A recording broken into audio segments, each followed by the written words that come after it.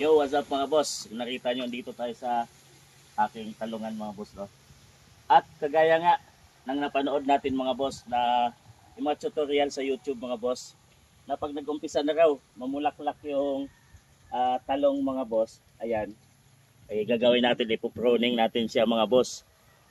Para dumami daw yung kanyang bunga. So wag tayo manghinayang natanggalin tong bulaklak na to dahil yun daw yun ang magpapadami ng bunga. Tanggalin natin tong nasa baba ng mga dahon niya mga boss dahil makakaagaw siya ng sustansya dito sa ating talong. So wala namang masama kung gawin natin yan mga boss. Try natin.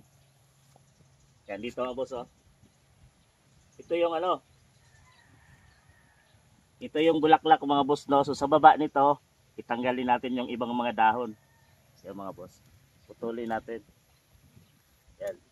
Kasi magiging kaagaw yan ng nutrients yan mga boss. So yan. Yung mga yan mga boss.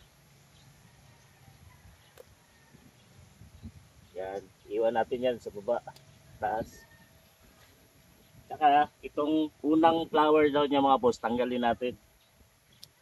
Yan. Ito yung manghinayang na tanggalin to kasi ang susunod dyan ay madadami na yung mga bunga niya dito mga boss.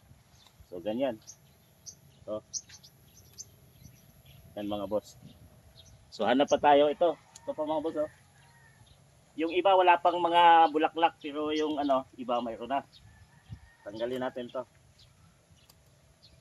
So ito mga bulaklak mga boss. Tanggalin natin. Hindi na.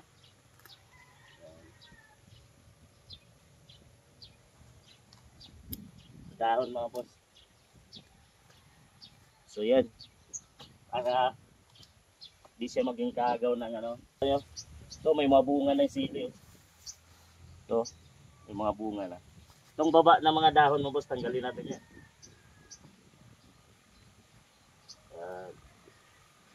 Ito sili oh. May mga bunga na. Yan, linisin natin yung ano dyan. Sa baba. Para lalong dumami yung bunga niya. Yan. Ito. Namunga na yung iba. Ito may mga malaki na. Ito. Ito mga boss. Ito. Tanggalin natin yung sa baba yan. Yan sa taas. Yan. Para lalong dumami yung bunga. So, ganyan na mga boss. Wala namang masama kung gayahin natin yung nakita natin sa YouTube. Yung mga talong oh. Yung iba may bulaklak na, yung iba wala pa. Dito sili. Ito sa part na to. Dalawa. At dito, yun mayroon pa nga ano doon oh. Sitaw. Hindi nagulayin yan. So, yan. Hanggang doon. Hanggang doon siya. Ito mga haba na.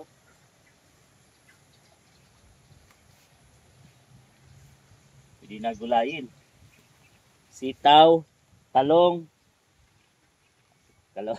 papaya doon. Papaya. Ayan o.